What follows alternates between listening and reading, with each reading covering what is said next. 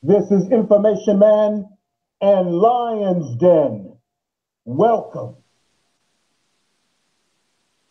Lion's Den, are you out there, brother? I'm looking for a Lion's Den on the Google Live tonight. Where are right you, here. brother? Right here. Okay, let me move this out the way. I was firing up some of the music, and it's good to hear you, brother. How you feel tonight? I'm ready to go, brother. Let's do this. All right, give me a minute right now because I'm trying to fix a little boo-boo that occurred on the Facebook Live. We've got we're on YouTube Live tonight, and we're on Speaker.com Live. We're on Speaker.com Live. I'm sorry, I keep making a boo-boo, Lion's Den. I keep forgetting to hit the button that's necessary so that I'm broadcasting live on Speaker.com, but I hit the button now. I'm sorry, folks out there, for that little mistake. The thunder's coming for you. The thunder.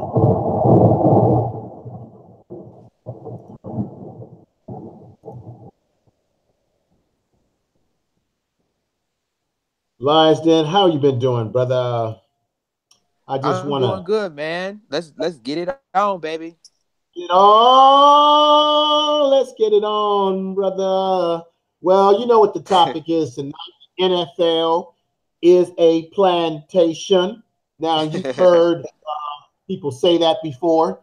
You know, you've got football teams. You've got football teams mainly owned and operated by white men. Black men tend to be the product on the field. They're on a field just as black people were working on fields, cotton fields, in the cotton fields of Georgia, the cotton fields of Mississippi, and the plantation during slavery. When they would, when slaves would be on auction blocks, you would have rich landowners that would come over, pick out what they would call a black buck. Okay, see how that black buck looks, how he feels. They would examine his mouth, his teeth. They would examine females' body parts, all those sort of things. Now, when you look at the NFL Combine, we're getting straight up into it, folks. NFL Combine, you've got athletes, mainly black athletes. You know, you have some of these white athletes that are coming out of the draft, but I'm focusing on black athletes because we make up the majority of the athletes, okay, in the NFL and in a lot of the sports. And so the brothers walk out there with their underoos on, being examined from head to toe. They have to run, they have to jump, skip, whatever, go to it to win one of those $1 million slave jobs called the NFL. Okay, it's a meat wagon. You've got these rich agents. Every year they're looking for the next young thing coming out of college that they can get their hands on to get to sign a contract so that they can make money off of their, you know, like a thoroughbred horse, make money off that horse, run that horse, run, you know, run, Forrest, run, as they said. So, Lions Den, you've been looking at some statistics. I mean, you've been studying, doing a little research. What is your take on this whole thing around the issue of the NFL being like a slave plantation? Now, don't get me wrong. I like my sports too, Lions Den. I know you're a big football fan. You're a Philadelphia Eagles fan. Congratulations again on them winning a Super Bowl. But there's something about the NFL compound draft that is very reminiscent to a modern day slave trade.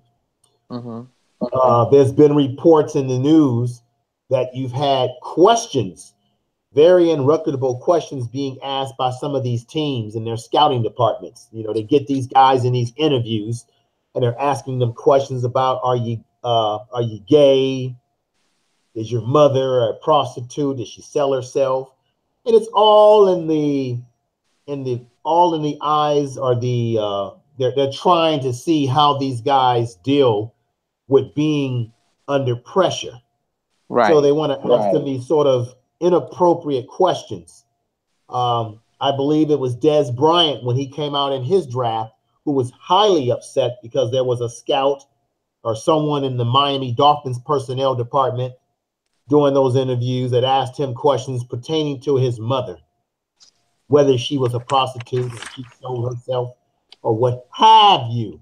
And the question, brother, or the issue is that when you are a kid, a minor, teenager, I don't care how old you are, Dev, you don't control what your parents don't do. You cannot be held accountable for the lifestyle that your parents live.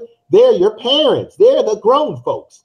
You can't control that. So the NFL, I don't know, and this is what I argue, I don't know how the NFL gets away with asking these type of questions of these black athletes or athletes in general, no matter what their race is. I don't understand how they get away with it when that's a violation of the EOC, the EOCC, which is the Equal Opportunity Employment. You know, when you go to jobs and you get interviewed, they only can ask you certain type of questions. You know, it would be inappropriate for them to start asking you questions about your religion, your political affiliations, okay, or questions related to your sexual preference and all that kind of stuff. So a lot of what the NFL engages in is really a violation of labor practices. And aren't these brothers putting themselves on display for their labor, Lions Den? I'm coming to you, brother. What do you have to say about this issue? Yeah, it's basically info. And thank everybody for tuning in tonight, and wherever you are on YouTube land. But it's funny, info, that we got players. Or I mean, this is what's concerning me about this. I can understand if you're an NFL GM or if you're NFL assistant coaches, you're going to ask the NFL prospects, questions to see what their head, see what they're coming from. But when you ask a personal question like your family members or your mama used to do this, that's really, really, really uncomfortable. And I'm glad you brought it up about one NFL scout. And this year's NFL Combine, a running back, a former LSU running back named Darius Juice, was asked by his sexuality from some NFL executives. He explained to say, he said, quote, "I go in one room and a team will ask me, do I like men, just to see my reaction. I go in another room, they try to bring up one of my family members or something and tells me, hey, I heard your mom sells herself. How do you feel?" And then he continued to say, it's been common a long time to hear stories about crazy questions that teams ask while interview draft prospects. In general, there's nothing wrong with asking probing questions or offbeat things to determine the way of a potential employee thinks, but then a line and it's drawn long before we get queries that can be construed as discriminatory. So, info, I think that the problem is that my concern is that I understand you want to ask questions of players to get to know them. I mean, before you even sign them or drafted them. But to ask personal questions, it's basically a little bit out of line, in my opinion. Okay, let's listen to with the brother that you was talking about. I have a sound bite. I believe it is the same brother that you're talking about. I'm going to play this a few times just to get the message through people, through their mind, through their heads, so that they can hear or hear for themselves what we're talking about. What you were just stating, my brother, and everybody Right. out there in Facebook Live. Thank you for joining us for the Information Man Show in Lions Den from the Far East. And I want to thank everybody out there in speaker.com that's tuning in. Facebook, YouTube, of course. So let me see. We're on the Google Hangout on the YouTube tonight. We're trying to get more and more into the technology here. So let me go ahead and play this sound bite for everybody out there listening, if I can. Pretty crazy, bro. You know, some people are really trying to get in your head, man, and really to just test your reaction and see what your reaction will be. You know, I'll go in one room, a team will ask me, you know, do I like men? Just see my reaction. They'll try to bring up one of my family members or somebody and tell me, I heard your mom, sells herself. How do you feel about that? You know, just random stuff like that, man, just to see how you'll respond to it and see how you react to it. You know, even though I know those things are not true and you know, they know those things aren't true, they'll still like hit you with it just to see how you react to it. Wow.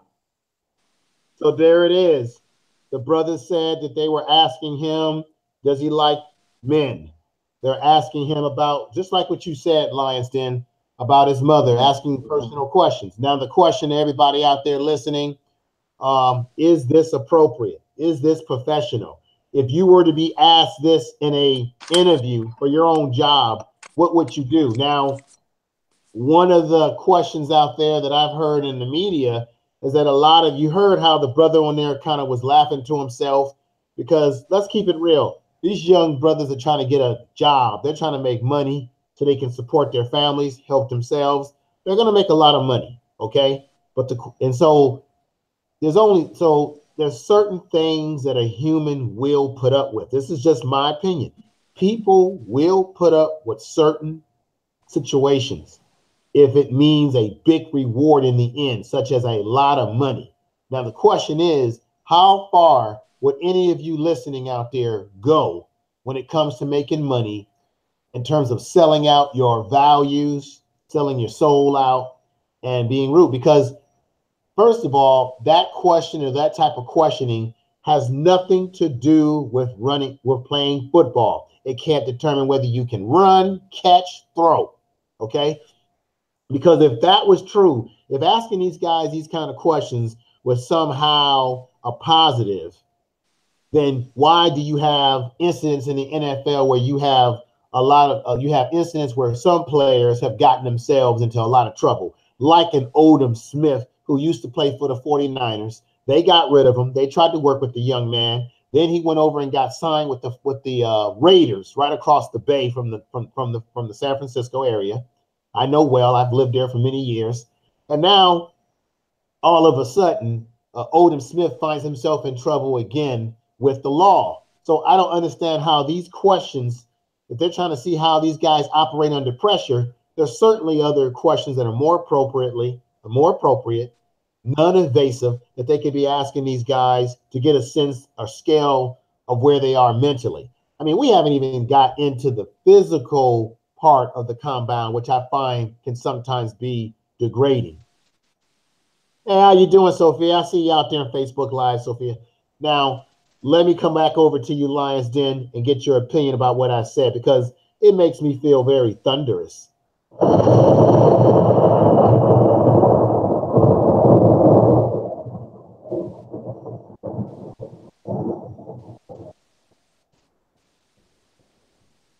Go right ahead, Lions Den.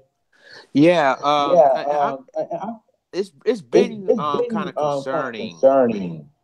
Basically, you heard incidents, but this isn't the first time that they was doing this.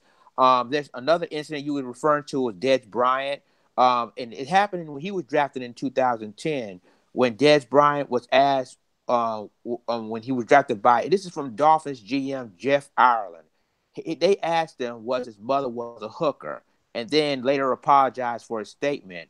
And then there's other incidents too, like the Giants cornerback Eli Apple when he was drafted.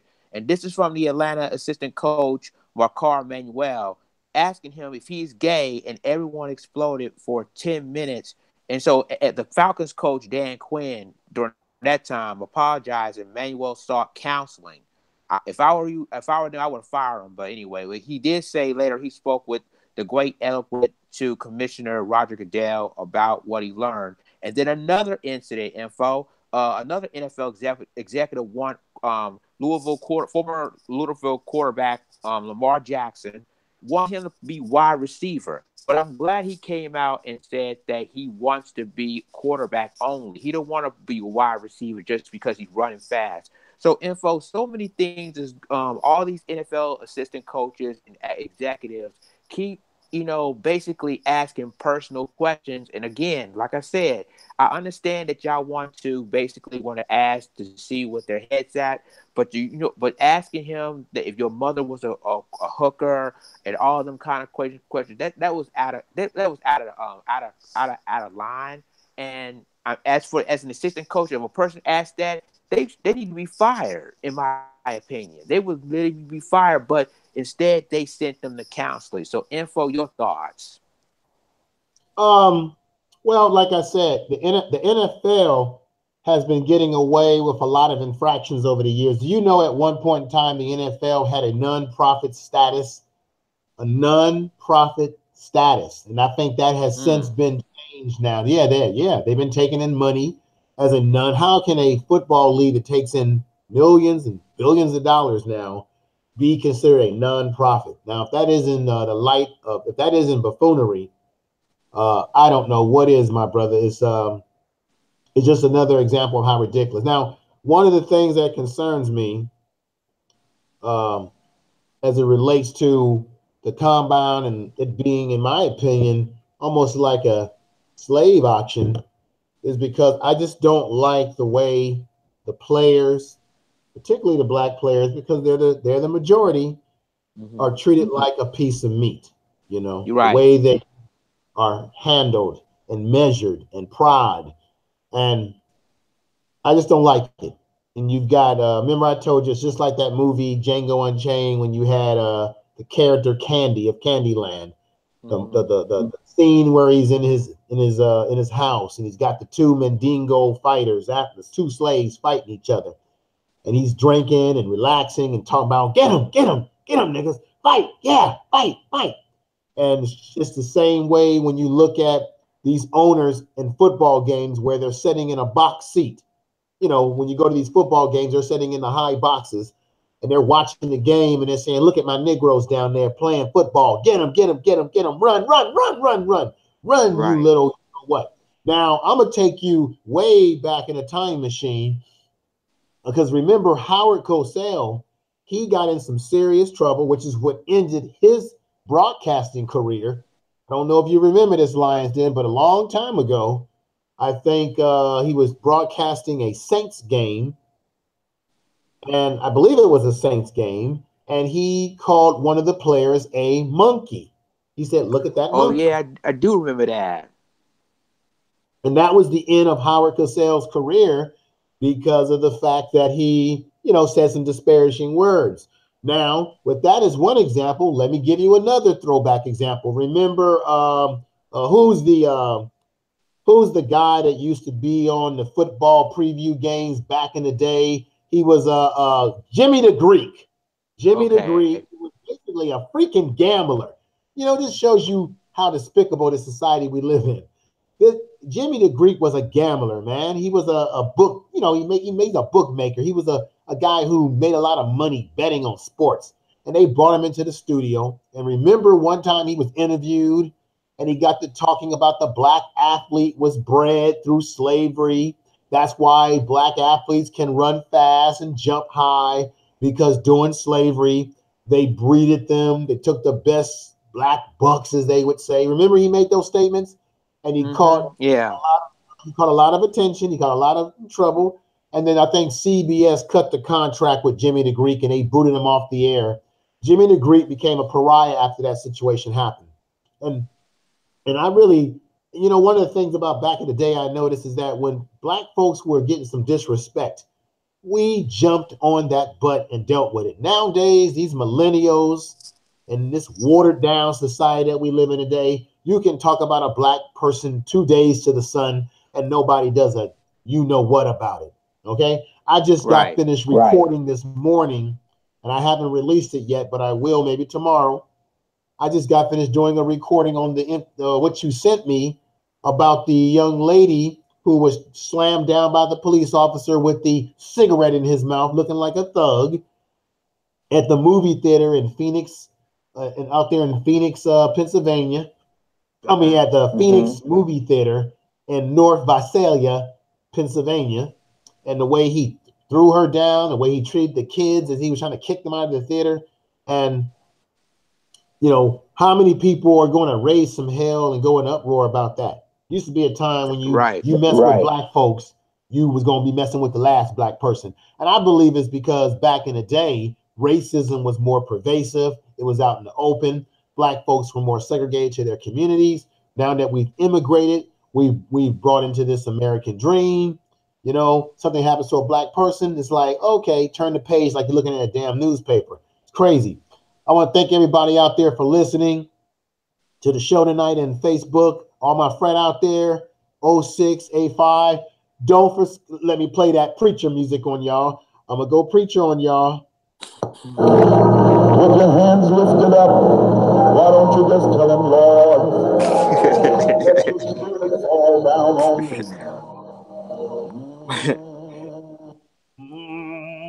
Let your spirit fall on me. Everybody out there listening and Facebook Live, YouTube, Instagram, speaker.com. Don't forget to subscribe to the YouTube channel. Just go to Information Man Show on YouTube. Pull out your cellular phones, your iPhones, your iPads, your droids, and subscribe. Every time we do a live show, anytime I drop a video, you will be able to get an announcement so you can check it out.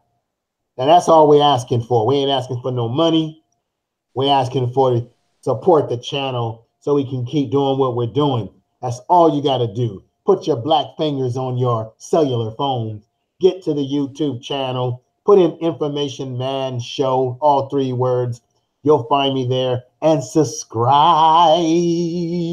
Yes, yes, yes. All right. All right, back to the show now. Little sidetrack there. So, Lions Den, do you get where I'm coming from? I brought up Jimmy the Greek, who made some disparaging statements about black athletes being bred, what have you. And you know, I'll be controversial tonight.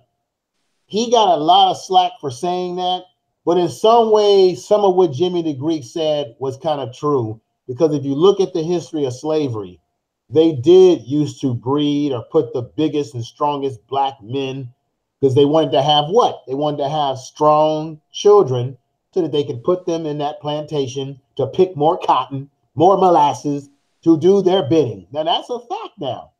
Now, Jimmy the Greek got caught.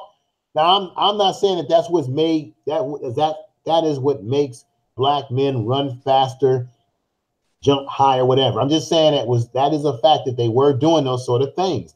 I believe that black folks are just great at whatever we do, whether it be athletics, whether it be writing, you know, science, art, music, philosophy, okay, history. I just think that we're great because we are the original people and we come out of the dark matter consciousness, dark matter of this universe. There is no light without darkness.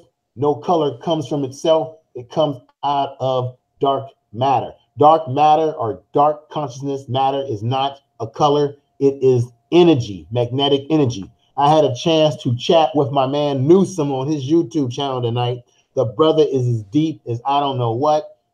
We were talking about this, about where we as black people come from, what we are, how we are. And that's why I like to use that term to you, my brother, my extraterrestrial brother. Okay. We get caught up in all of this. We ain't gotta get caught up into our color because the color that we are comes from the universe. As I stated before, when we did the Black Panther program, black holes, which created the universe that was God given, okay? On that religious, now to put the religious part in there, God given, black holes are made up of melanin, which created the universe, which is why black folks have sustained ourselves on this planet for centuries. We can reproduce ourselves. We are original people. We are energized, and our neural melanin, the pineal gland, which is in the middle of your head, which is soaked with melanin in it, which is the third eye of higher consciousness. And he was telling me that one of the reasons why today in science they can't replicate a lot of these structures today is because our ancestors, they combined science with spirituality combined on a higher plane level, and Europeans don't have that ability to be on a higher plane level because their pineal gland is neutralized and they don't sustain enough melanin in their body to be able to take in the positive and negative energies. Okay. Now, if you look, you can look this up. It's in science. It's in research and data. They've even done studies where they said white astronauts are damaged when they come back from space because they can't handle space travel. It does damage to their bodies. They're not melanated people the way we are.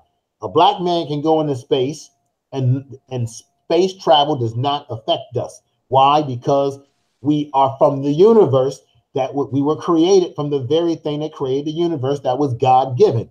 Now, that's why I say in a roundabout way why we as black people excel at everything that we put our minds to, not just athletics. Okay, so that's my theory. Not only is it a theory, but if you do the research, it is based in some facts, brother, scientific facts. One of the best classes I ever took when I was in college was a course on melanin, how it works. And Professor McGee at San Francisco State University, God bless his soul, he passed away some years ago. He stated that I'm not saying who's superior and who's inferior. I'm simply saying you do the research, study the numbers, look at the facts, the figures, and you come to your own conclusion with your dark matter consciousness, baby. That's why I use that term. It's very powerful, and I think these athletes in the NFL could do a lot more than just run a football. Okay, but in our society, they tend to like black people to run a football and play sports. That's why when Colin Kaepernick did what he did, taking a knee on the national anthem, and he was told by an individual that was in the military that said that taking a knee is actually a form of respect to the flag. That shows you how ignorant people are in this society. Because in the military, when your family member passes away, the military brings your family a flag and they take a bow down. So this whole thing about bowing down to the flag, that is not a disrespect, okay? And most of the veterans in this country are not being taken care of when they come back anyway. So Colin Kaepernick, they wanted to shut him up and shut the rest of those athletes up because they just want them doing what? Like the Candyland scene in Django Unchained. Run, boy, run. Fight, boy. Right, boy, fight. They want you fighting. They want you grunting. They want you doing non-constructive activity. Okay? I know that we're sports fans, but let's just keep in mind. Look what happens to these players when they retire, Lions Den. They got brain damage. Their bodies are banged up. And those rich white owners are just waiting for the next, and I'm going to use the term, they're waiting for the next black bucks to come out of college, and so they can start the process all over again. Let's pick up some new Negroes because those Negroes are damaged now and no longer can play for us. Where are the new Negroes? Lions Den, what do you say? I totally agree with you on some points. You remember Laura Ingraham, the host of Fox Sports, and when LeBron James spoke out, basically he's speaking out on some political issues, and Laura Ingraham just tell him shut up and dribble, and that's part of the culture that we're living in. And when the Colin Kaepernick situation happened, when he took a knee and for police brutality against African Americans who were fighting for racial injustice. And people are sports fans. Some of them thinking that, oh, he disrespect the American flag. And to be honest with you, they don't realize that the Star Spangled Banner was, of course, by Francis Scott Key when they endorsed the killing of black slaves. And so it was basically on the third verse of the Star Spangled Banner. But remember in the NFL info that the U.S. military paid billions of dollars to the NFL, supporting the troops, supporting the American troops, the American flag, soldiers fighting overseas and everything. But the reality is that, when Colin Kaepernick and other players did what they did, they took a knee, they put the black fist in the air. They basically saying that, y'all have to fight for our injustice too. And that's what I say about Black Lives Matter, that y'all have to focus on us as well as y'all. But again, you have people like Jerry Jones, who the owner of the Cowboys, who just took a knee before the Star Spangled Banner. And then all of a sudden you say, if basically y'all ought to stand up for the national anthem, and stuff like this is what concerns me about the league, as not just sports fans, but as human beings. Why would you basically want to play football, play sports, and you want to speak our rights and our freedoms, our beliefs, but yet you want us to just shut up or play football, or to shut up or dribble, as Laura Ingalls says? To me, info is really outrageous. It is outrageous. Let me read something in the Facebook live chat room from Brother Donald. He said, "What's up, Fred?" He says, "Yes." He's going to correct what I said. He said that it was Charlie Brown of the Washington football team. I don't use that other term because that's the Redskin is a see everything about the NFL is problematic. And I know this is tough because I'm not going to lie. I've been a big time 49er fan for years. I know you're a big time Philadelphia Eagles fan, but I've always have had a problem with the name Redskins. And many of these names in the NFL or in sports that they use native people, these derogatory terms. Redskin is a derogatory term. It's just the same as calling Negro, using the N-word. And that's why black people, I never understand why black people in whole have not rallied around this issue, because if there was a team called the N-word, and you know what I mean, the nigga team, the Washington niggas, okay, let me just say it, the Washington niggas. You know that y'all black folks would be protesting, stumping up and down, demanding that the NFL change that name of that football team. So why is it that they can get away with a name that is just as equal the same as that term Redskin, and nobody really cares how that depicts Native people? And you got black folks that like to run around every now and then and say, "Ooh, my great-great-grandmother had long hair. A lot of us think that we Indian. And a lot of us want to, look, unless you've done the research, my mom did big-time research on my family. Unless you've done big-time research, you don't really know unless you got the documents in hand to know. Right. Because I know, because my mom was a part of the Black Native American Association. She found the documents of my ancestor getting land because my ancestor was a freeman.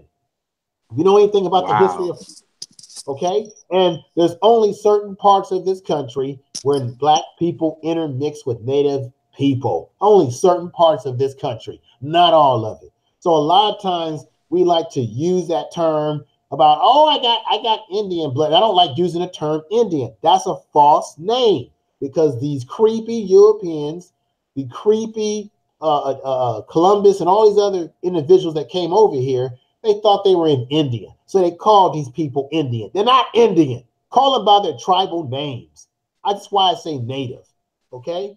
Because it's a false, it's very false to do that, okay? Because all of us who want to run around as black folks and use that term, oh, I'm part Native, I'm Native this and I'm Native that.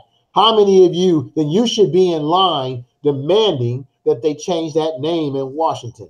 Okay, that despicable name with I mean, it's just despicable. If they put a picture of a black, what if they put a picture of a black slave on a football helmet?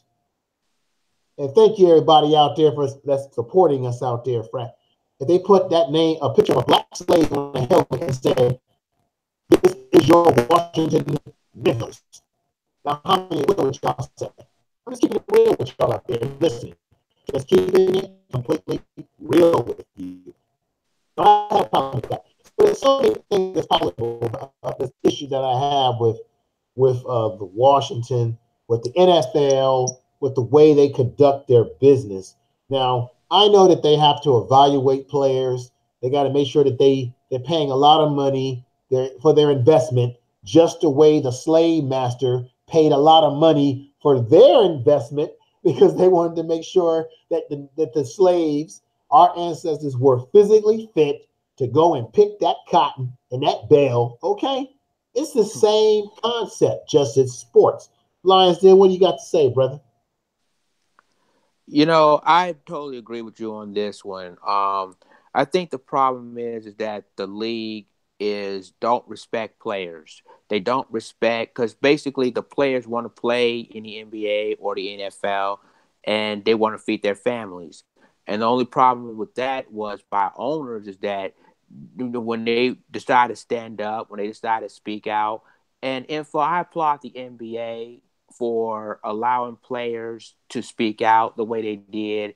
And because the thing is, the difference between the NBA and the NFL is that, remember, the NBA basically, some of the players already have their own, their own thing going on, they got their own business going on.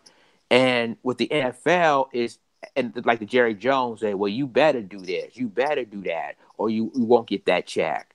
And it's really disturbing because basically you just tell the players, well, I still signed your check. You better do this, and this, and this.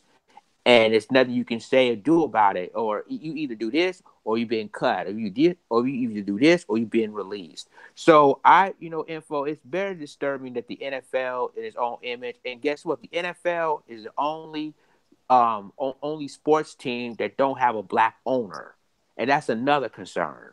And with that being said, with the Washington team, I don't even say that myself. I don't even say the word myself. Other sports like the Cleveland Indians is changing their, they had the Indian tribe, the Indian logo. They decided not to use that anymore. I applaud the Cleveland Indians for that. But with you got like slogans like Chiefs or Seminoles. There's so many offensive to Native Americans in this country, and it's so concerning that you basically just disrespect the Native Americans, even though, of course, Christopher Columbus stole their land, and you still disrespected them. So I don't even say the word. I just say Washington team myself, and I live in the D.C. area. And I don't respect the Washington team because not just because of that word, it's because of the ownership of the franchise. So, info, your thoughts on that? Like I'm saying, getting back to where we are, brother, and it's just that the NFL, in my opinion, in so many ways, they have so many. There's a lot of hidden racism in the NFL. We think because the players make a lot of money that that somehow exempts the NFL of their racism. And a lot of us tend to turn our blind eye because we say, hey, I enjoy football. Hey, a lot of black players are making money. But remember, the NFL is the only professional sports league where the contracts are not guaranteed.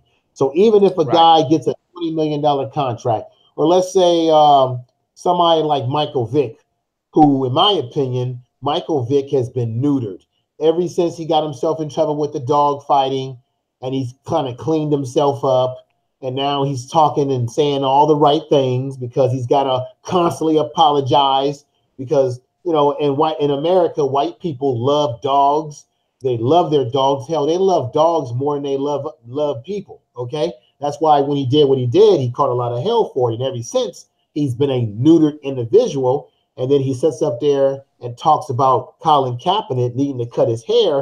And the last time I checked, Colin Kaepernick doesn't have a felon. He didn't rob anybody, kill dogs, do anything. He simply was standing up for principle. Now, for all you black folks out there that like to go to these ball games and stand up and put your hand over your heart for the national anthem, just so you know, the guy who wrote the song was anti-black. He was a slave owner, and he wrote other verses to that song in which he was talking about killing black people.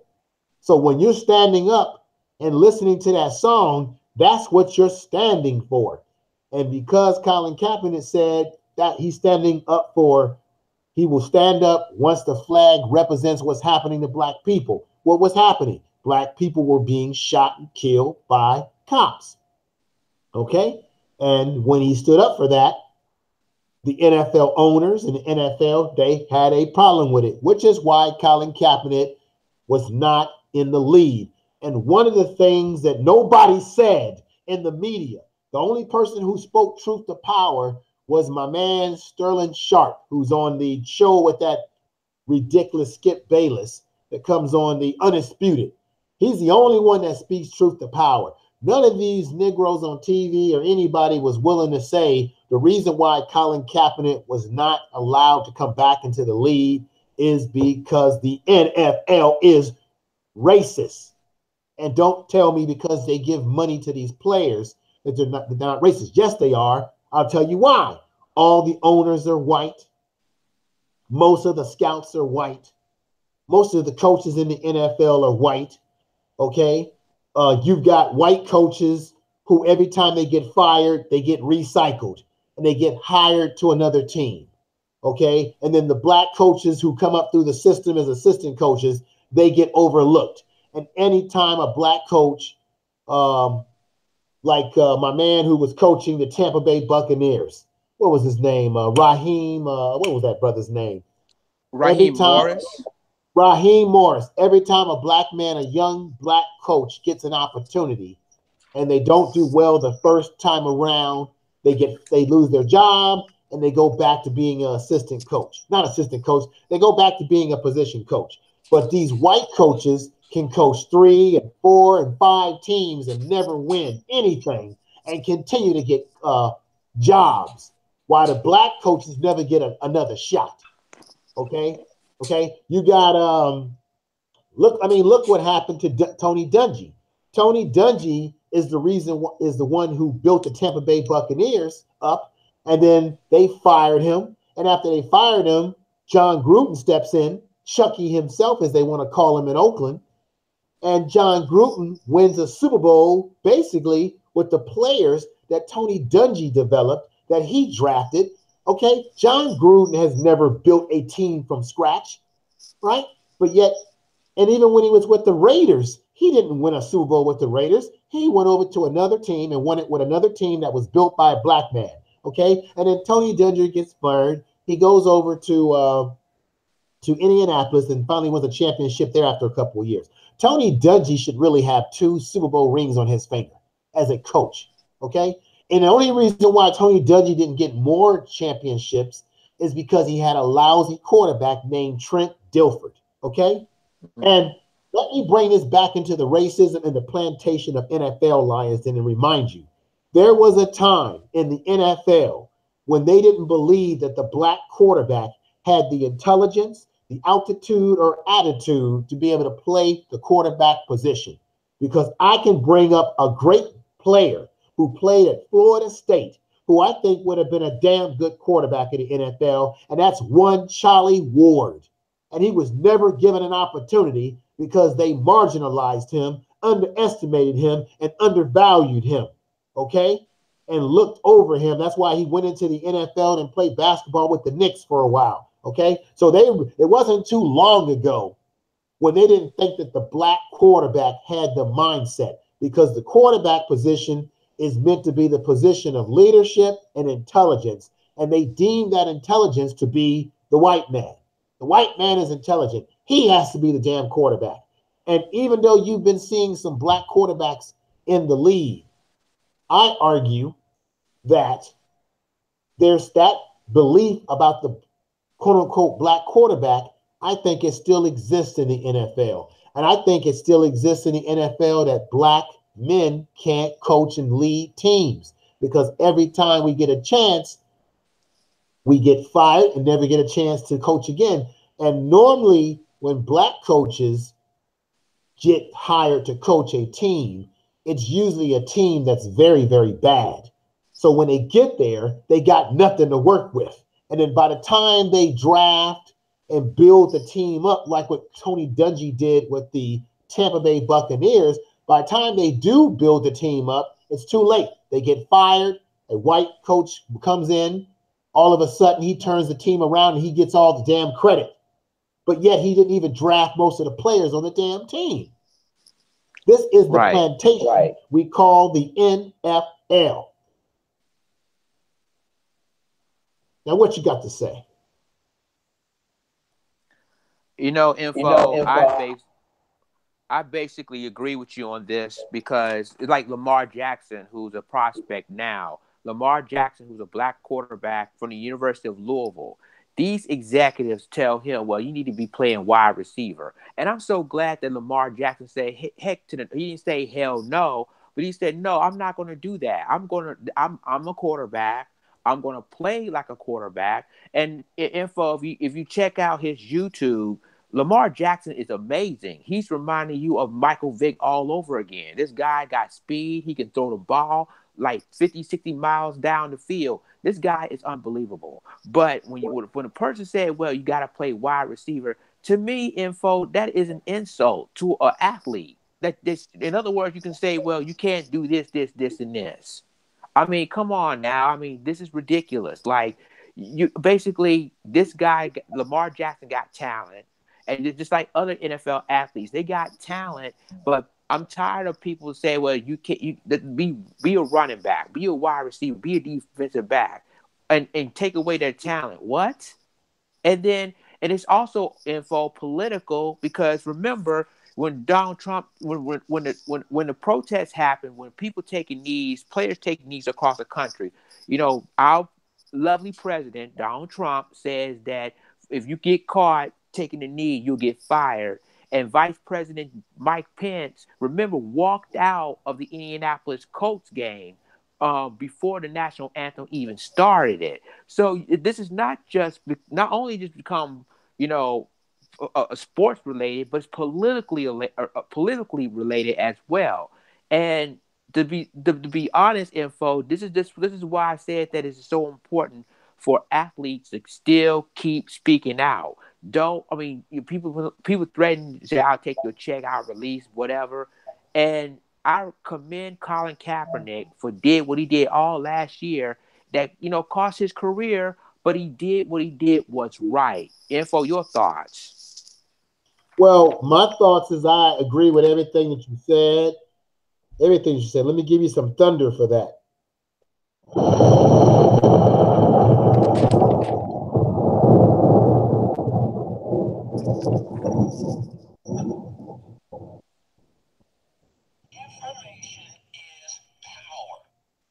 I want to give you all the credit, brother, in what you just said. I totally agree with it. Now, I'm going to bring up somebody else. The brother Donaldson, Don said in the chat room that Pryor in Cleveland was told the same thing. They wanted to make him a Pryor. Yeah. Now, Pryor came into the NFL and there's some controversy. And it was really sad because we did a show about the NCAA and how that's a plantation as well, how they treat black athletes, particularly at the college level. So folks out there, really check out the archives on the YouTube channel. Me, myself, and Lions Den did a program about the NCAA and how they're operating with athletes. And I talked about how, if you look at Pryor, he simply got a tattoo, and I think he traded some of the memorabilia from playing with Ohio to trade it in to get some tattoos and whatever, right? So the players in college cannot use anything that they get to bargain with, to trade with at all. And that's why Trier got in trouble. That's why his draft status went down. And that's why his career didn't really turn out the way it should have turned out at Ohio, unfortunately. And I think the brother can play, but the thing is, this is another thing I noticed about the plantation of the NFL.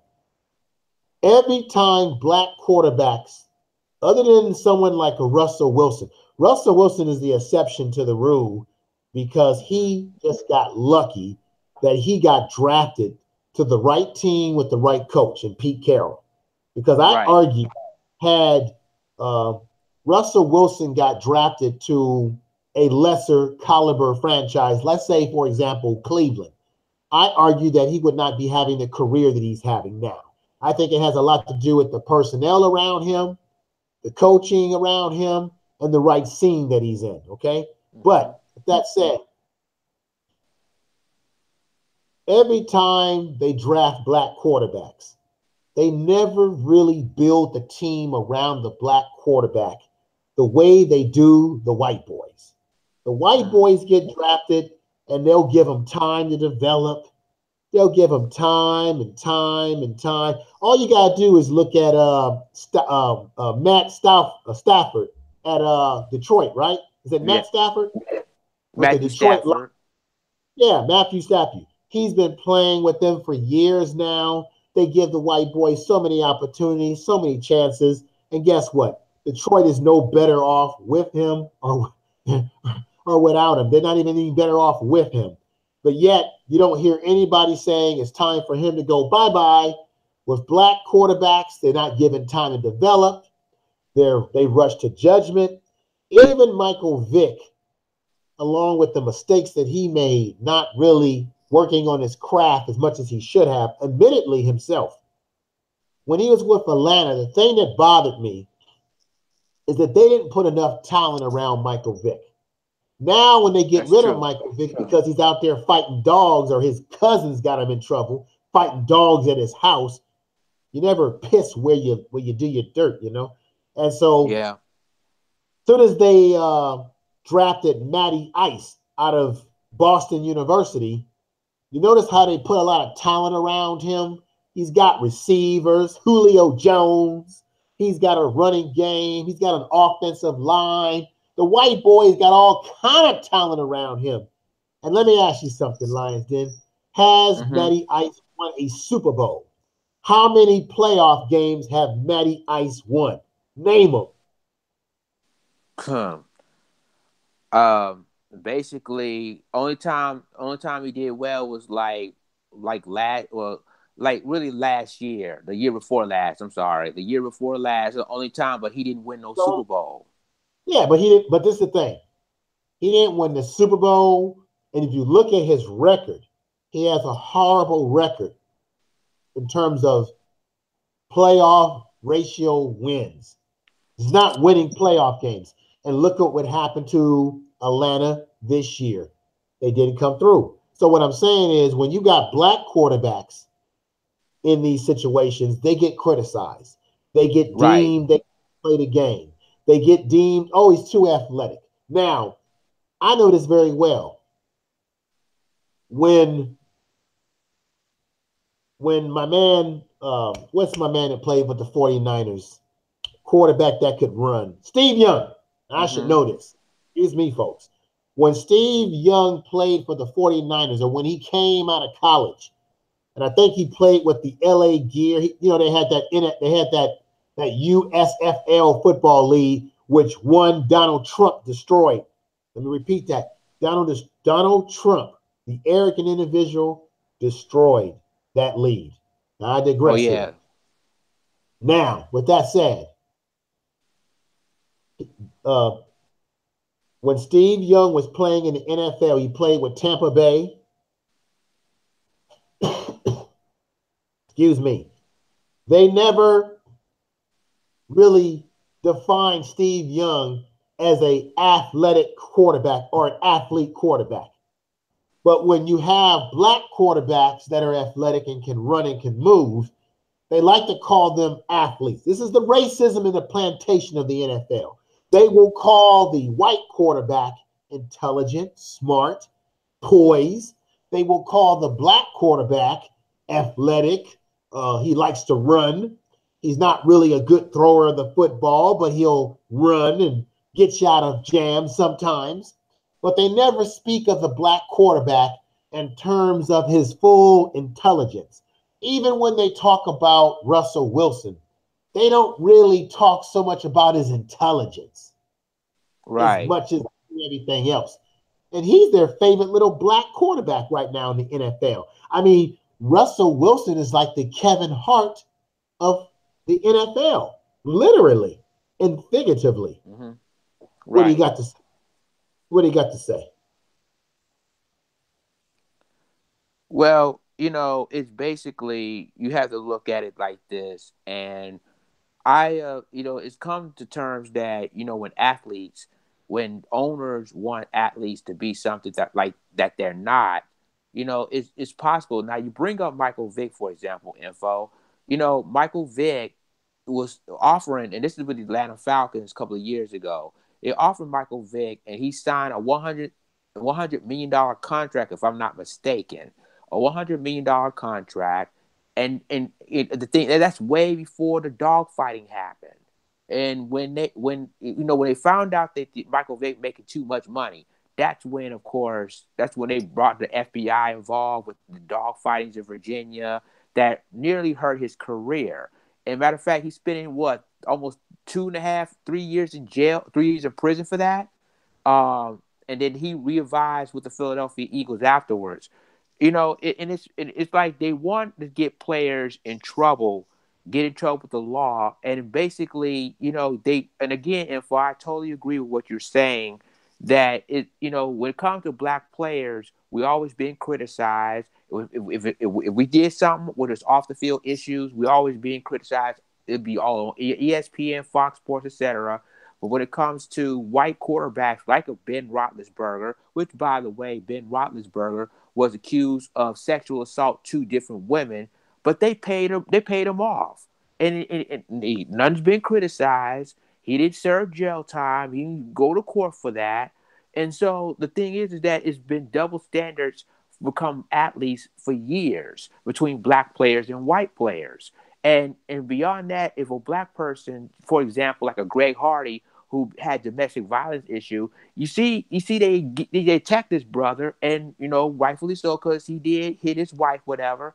But you have Ben Roethlisberger, who again have sexual assault,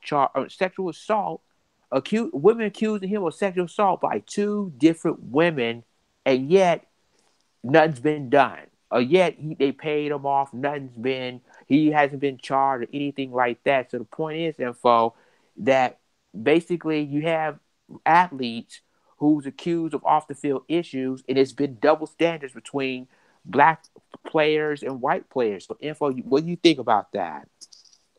Yeah, there is a double standard between white. That's exactly what I'm saying. There's a double standard between white players and black players. For example, before we end it tonight, Tom Brady at the whole Flakegate situation. You notice how Tom Brady was able to kind of reflect that off of himself. You got Tom Brady this past year coming out for the first time with a video where he wants to show you and give you some insight into how he prepares his mindset, and the way he goes about preparing for playing football. He never before gave us this insight into him. And I argue that he did that as a PR stunt to get the pressure off of him as it relates to the fact that the Patriots have a history of cheating and doing a lot of backbiting type stuff. So I just want to say, brother, before we conclude tonight, which is the main premise of the show, is that the NFL has a lot of racism in it, Right. whether it be from the process of how they go about drafting players, and guess what? The NBA is no, they're not exempt from this. The NBA engages in the same type of behavior too. The only difference is with the NBA is that the players have guaranteed contracts. Right. Okay, and Mm-hmm. I remember a few years ago, there was a book called Million Dollar Slaves. Okay. And what was that brother who used to have that? He used to play this character in the NBA called Grandmama. Who was that brother? I think he played at UNLV. He played with the Orlando. Well, he played with the Charlotte Hornets when they Oh first yeah, were in Charlotte. Johnson. Yeah, Johnson. Well, he collaborated in a book called Million Dollar Slaves. Mm-hmm. And so, and you also got to keep in mind a lot of these players, 3 or 4 years after they retire from playing sports, a lot of them end up broke if they don't invest their money or handle their money properly. And in the NFL, they do everything they can. This is why it's racist, man. They do everything they can to keep the black athlete, the NBA too, from the masses of black everyday working class people. You get into the NFL or the NBA, you want to buy a house, that owner of the team will give you a card for someone who will sell you the house. So his rich friend gets rich. Or the owner may say, hey, if you want to buy a house, I'm in the real estate business too. I can get you a good house. So now you end up giving them, the check that he gives you, you're giving him the money back. You want to buy a car, you'll find one of their friends to sell you the car. Or that the owner has his own dealership, he'll sell you the car. So a lot of these black athletes are insulated. They're kept away from our community. I mean, ask yourself, why is it that you don't see LeBron, people like the Michael Jordans, the LeBron James of the world? I know LeBron James, through his foundation, works with kids, but that's the problem with a lot of these athletes.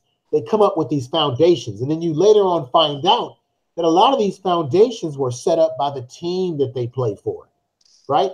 So, and a lot of times, you know, it really trips me out. A lot of times, they always put the black athlete with a young white kid who's dying of cancer or has some sickness. You hardly ever see these black athletes with a black kid who's sick and says, hey, for my last days, I wanna hang out with LeBron James. I want to be with this athlete. They always pair these black athletes with these white kids. You know why?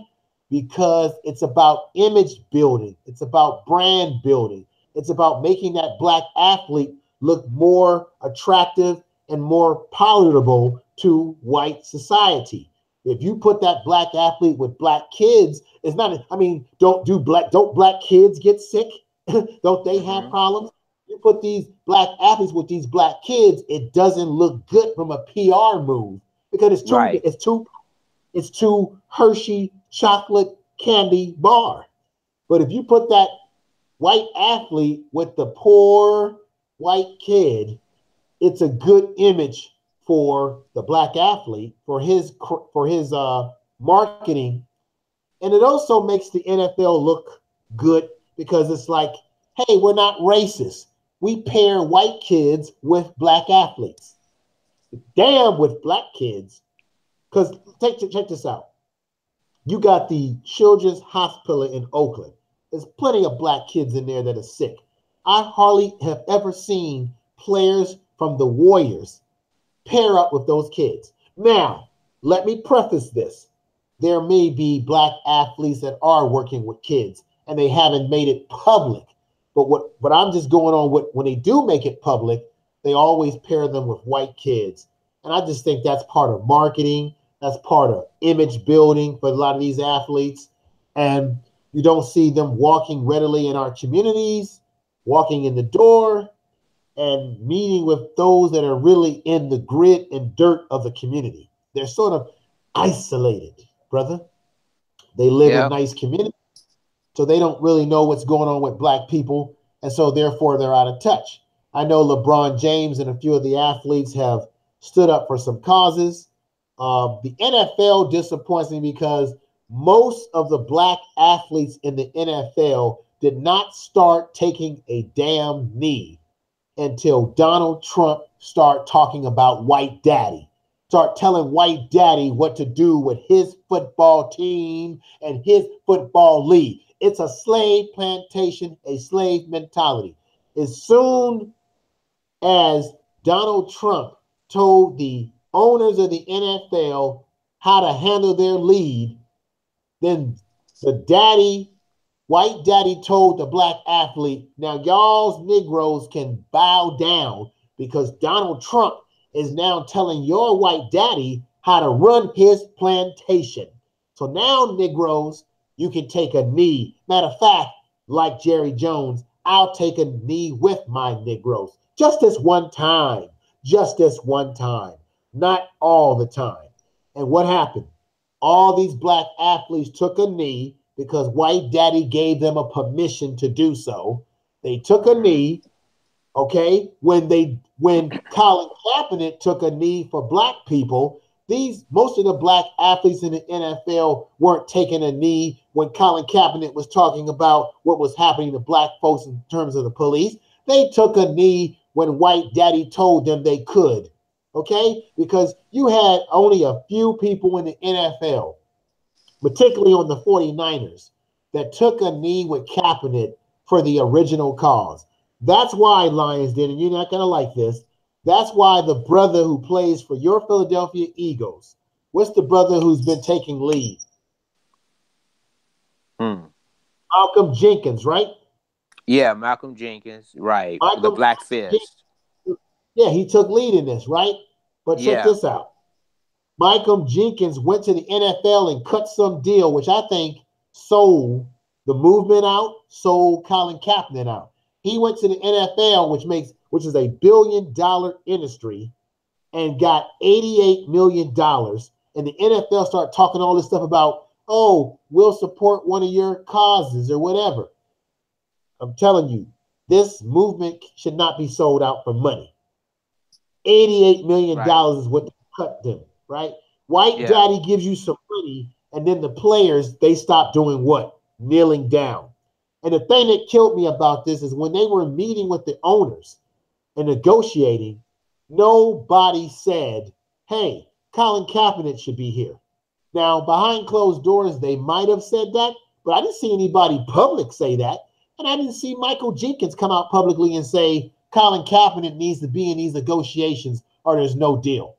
That's why you had my man from the 49ers, our safety, what's my man's name, who did not agree with what Michael Jenkins and them did because he said, we didn't agree to this. We didn't agree to any $88 million settlement for what we're doing. What we're doing is bigger than that. Let's see, that's the slave mentality. That's the plantation mentality, brother. That we gotta get away from. And it's hurting us. And it starts from the very beginning when they're drafting these players and they're bringing them in there and they're asking them questions that make them say things like this brother said here. Let's hear it again. Pretty crazy, bro. You know, some people really try to get in your head, man, and really to just test your reaction and see what your reaction will be. You know, I go in one room, a team ask me, you know, do I like men? To see my reaction.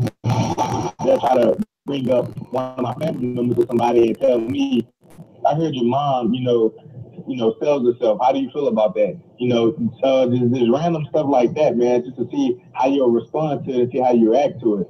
You know, even though I know those things are not true and you know, they know those things aren't true, they'll still like hit you with it just to see how you react to it.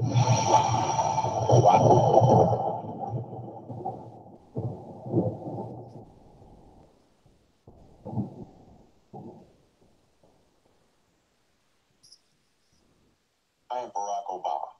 You're listening to Lions Den and Information Man. Lions Den, as we get ready to end this, brother. Lions Den, as we get ready to end this, my brother. I had to repeat that again because I had to make sure that I hit the button for the people out there in speaker.com to be able to hear what I'm saying. As we begin to end this tonight, brother, do you have any other concluding words? Yes. My final thoughts for tonight is that to all the athletes, you know, if the owners or the assistant coaches telling you what you need to do, don't listen to them. Now, I know, I understand that they rather ask questions, but to try to see where your head is at. But at the same time, it's got to be professional questions than personal and insult questions, and that's a different story. Also, my point is that don't allow people to tell you what you can and can't do, because that's what they want you to do. For example, with Lamar Jackson, again, I'm going to praise Lamar Jackson, who's a Louisville prospect. Hopefully he gets in as a quarterback, not as a wide receiver, as they wanted him to do. Um, just tell them how you feel. Tell them that this is not what I want to do. This is I'm a quarterback or I'm a running back. I'm not anything else but that. And my final thoughts is just keep fighting, stay woke, and never let the masses win. That's all I have to say, Info. Thank you, brother, for that. I want to thank everybody out there in YouTube, speaker.com for listening to this program tonight. We're going to give you a double bonus, folks. We are working hard like James Brown. Put the robe over us. We will be back on tomorrow evening to break some other issues down, and then come on Monday evening to break some other issues down. So we're going to do this again. Check us out. We usually regularly come on the Facebook Live and everything else, speaker.com and everything. We usually come on every Monday on Facebook Live, speaker.com, from 8 p.m. Western Time, 11 p.m. Eastern. But we're also expanding our program by doing some weekend shows, because that's the best time, because people are off from work. They're around to be able to listen to us wherever they are in the world, night, day. I want to remind everybody once again, like a good preacher, to make sure you get your butt to the YouTube page and subscribe to the YouTube channel, Information Man Show. Subscribe, hit the bell so that you can get the content that we're putting out there. I'm going to be dropping the story about I think the sister in North LaSalle. She was her name was Miss Carter. Milana Carter was mistreated by this police officer with a fat cigarette in his mouth, walking up to her with that stance and putting hands on her, slamming her to the ground, putting a knee on her. He pushed one of the kids out of the playroom. There were some kids in a playroom having a good time. He went in there and threw them out because he thought that they were making too much noise or mischief. But kids are going to make noise, right? And he mishandled them. Miss Carter, basically said to the police officer, "I'm simply recording how you're treating these kids. I haven't done anything." He says, "You're trespassing." A public place it was. And he put hands on her. So as far as I know, last reports, and then, the manager of this Phoenix Theater, it was called Phoenix Theater in North Visalia, Pennsylvania, said that the kids were animals. So he got fired by the company that owns the movie theater. The police officer by the name of Chris Kelly is his name. I think he's going to get himself fired. My man Phil of the Avice Show was the one who did the first story on this. I recorded something on this morning when I woke up, and I'm gonna drop this tomorrow. So be on the lookout for that, folks, at YouTube, speaker.com, for that new YouTube piece I'm gonna be throwing out. I'm gonna do it tomorrow. So I want to just thank everybody out there listening. Get your butts to the YouTube channel and subscribe, please. Lions Den, it's been great talking to you tonight, brother. We're gonna do this again tomorrow. We didn't grind it out. We didn't grind it out as long tonight because I know you're tired, brother, and we got a lot more to do tomorrow and Sunday. But we're gonna get into it. I'm gonna also play for my man Jason Black. He's coming out with a movie called Race War. He's looking for crowdfunding. Support what he's doing. He's the brother that did 7 a.m. Gentrified. He does the same sort of stuff like Tariq does with the Hidden Color series. I'm giving him a little support, playing the trailer, and let you guys hear a little bit of this. And then I'm going to end the show after I play the trailer. And I hope everybody's fine. And here it goes. I was on the Los Angeles Police Department for 20 years. I was a sergeant of police when I retired. I'm well aware that there are officers within that agency that have biases and preconceived ideas So no, I'm not surprised to know that somehow white supremacists have infiltrated the ranks of police departments around the nation.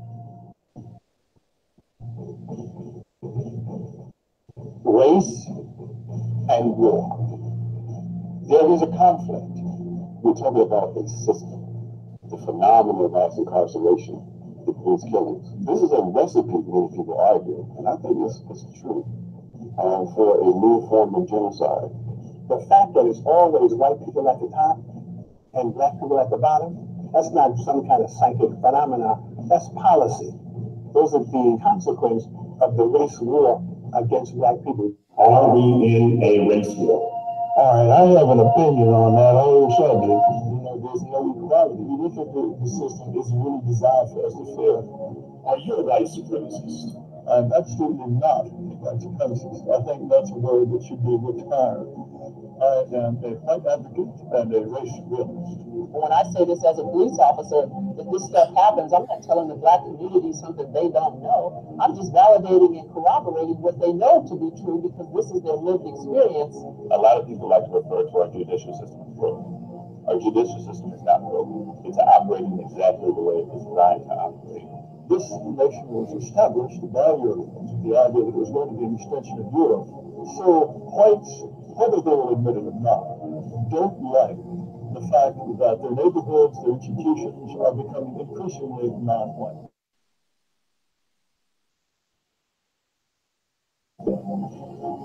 That I'm better than you. And I can, through power, through manipulation, control anything and everything as it relates to anyone else. I am God.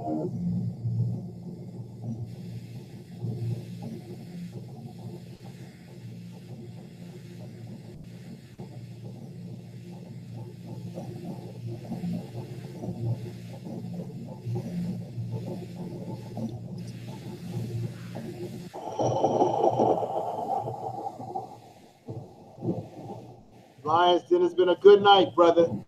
We'll be back on tomorrow. Everybody out there, thank you. Thank you.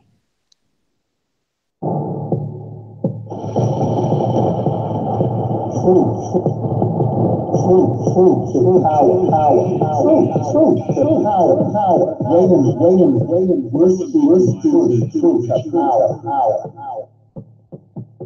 truth, power. Myself, information, and lying, welcome, truth, power.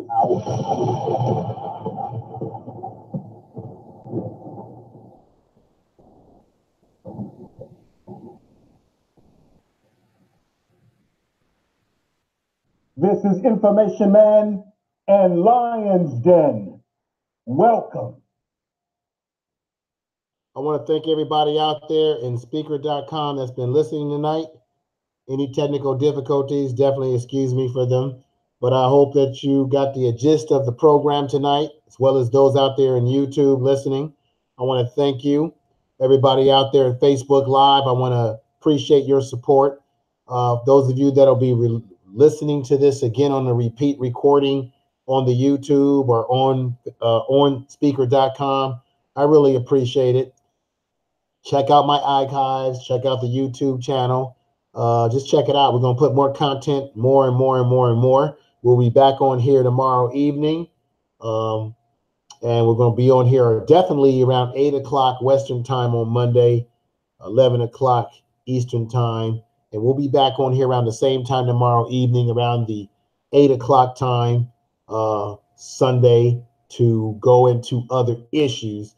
I think my man Lionsden and I, we did a YouTube about Black people going back to Africa and how places like Ghana, Nigeria, but particularly Ghana, is a thriving place for Black people to go. And so We're going to do a follow-up to that particular video that we did because we got some additional information that's going to blow you away. Fantastic information. And so everybody out there, just, as they say, stay woke.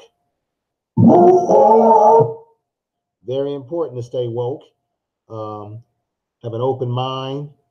Get into the deepness of your dark matter consciousness, that pineal gland, that third eye, that melanated, that neuromelanin that's in your body. Make it work for you. Empower yourself, enrich yourself, okay? Black people, we're from all over the diaspora of this world. We brought civilization to this dusty place we call the world that we're in, okay? Keep that in mind. You are not inferior. You are someone. You are important. You are geniuses. You are more than just entertainers, and nobody can marginalize you. I just heard Donald Trump today say that Maxine Waters is a low IQ individual simply because she says that she wants to see him impeached, or she wants him to be impeached. So he attacked her by using that dog whistle that she's somehow low IQ. And you know what that's about. That's just a dog whistle, because one of the things that this society has done to Black people is to characterize us as not being intelligent, that we're animal-like. Because at one time in this country, and it's still on the books today, folks, they deemed Black people, particularly Black men in particular, 1/3 human beings. It's where this nonsense comes from. So with that said, I'm out. Everybody out there in speaker.com, thank you. We're out. We'll be back, and enjoy the rest of your weekend. Thank you out there. Thank you.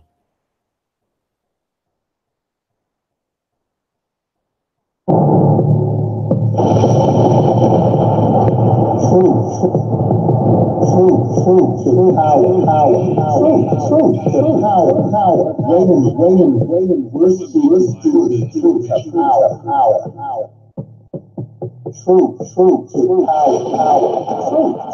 Truth, power. Waiting, versus truth, Truth, power. Truth, power. Waiting, versus truth, power.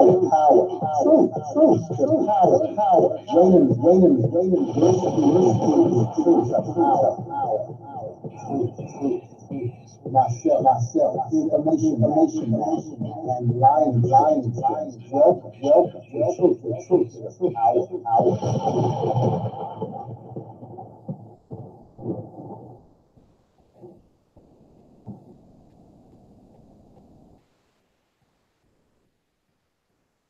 This is Information Man and Lion's Den. Welcome.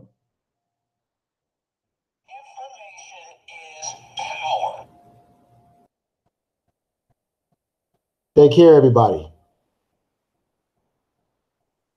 Everybody out there in YouTube, thank you very much for your support. We will be back on tomorrow evening and Monday as well. Lions Den, are you out there, brother? I'm looking for Lions Den on the Google Live tonight. So thank you, everybody out there.